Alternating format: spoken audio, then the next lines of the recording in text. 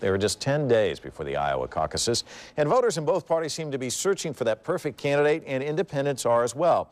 So what can they do to shake things up and get focused? My next guest is the author Ann Cook. She wrote the book Democrats in the Red Zone, an independent voters' take on the game of political perception. And Ann, welcome to the broadcast. It's interesting because you take a lot of football analogies and kind of spread them across. So what is the problem with the Democrats? They can't seem to punch it in once they get into the red zone, or what? Well, the Democrats have a lot of problems. I think we would all agree with that. But football brings America together. And you don't have to be a Republican, a Democrat, or anything else to appreciate football. So what I'm basically saying to Democrats is a couple of things. Football provides a model of competition that is about winning. And it's about teamwork. It's about everyone being on the same page. It's about players buying into their leaders, the coaches' vision for the team, the system.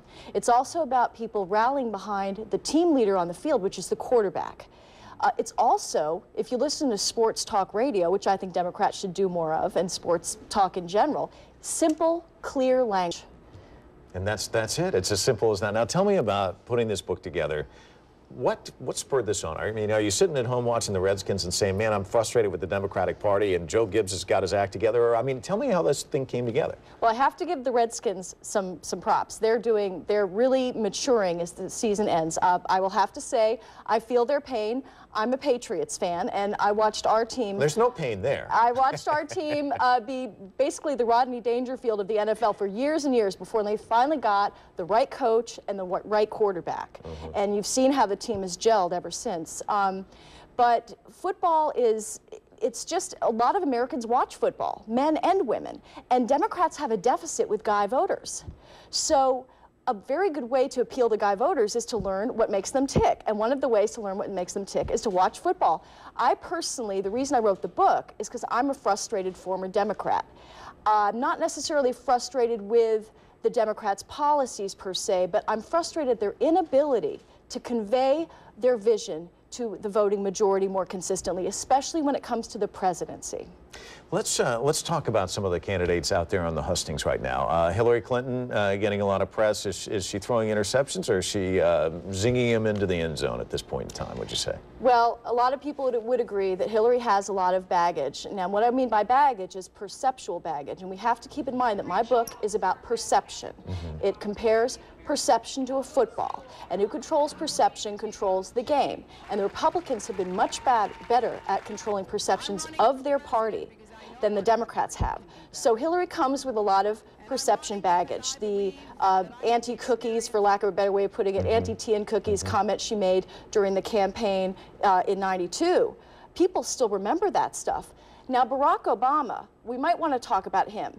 Barack Obama, the reason he has an edge is because he's a football fan.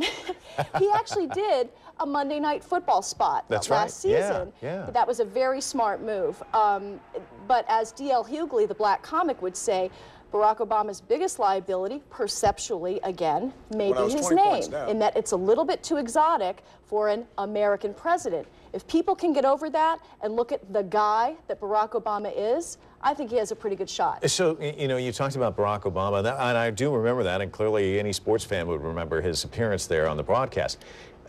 Would it be smart for Hillary to be in the stands watching a game or anything? Or you're saying what you really need to do is take some of the principles, the precepts of what makes a successful football team and apply that. But is it good for, you know, the sports fans to actually see you out there at a game, or will that not really help with perception because they'd see you as a phony? Or absolutely. If you like football, or you need to like football, hang out with football fans, get to know the game. I have taught more than one person in my life how to appreciate football.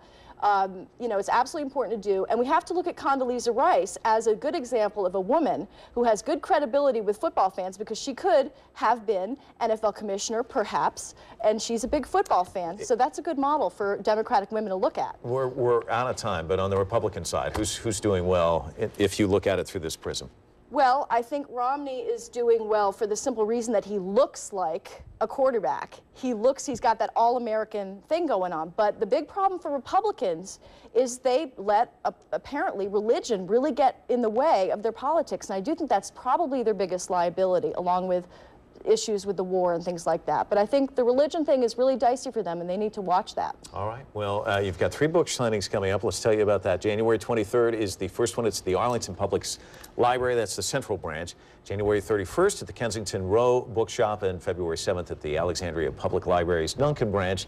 These all start at 7:30 in the evening, and we'll have the information on our website. It's WUSA9.com. The book is on sale at Politics and Prose in Northwest. And if you're a sports fan or you just love the game of politics, you'll want to pick it up. Democrats in the Red Zone. Thanks again. Thank you very much. All right, Kim, so what's up with the weather?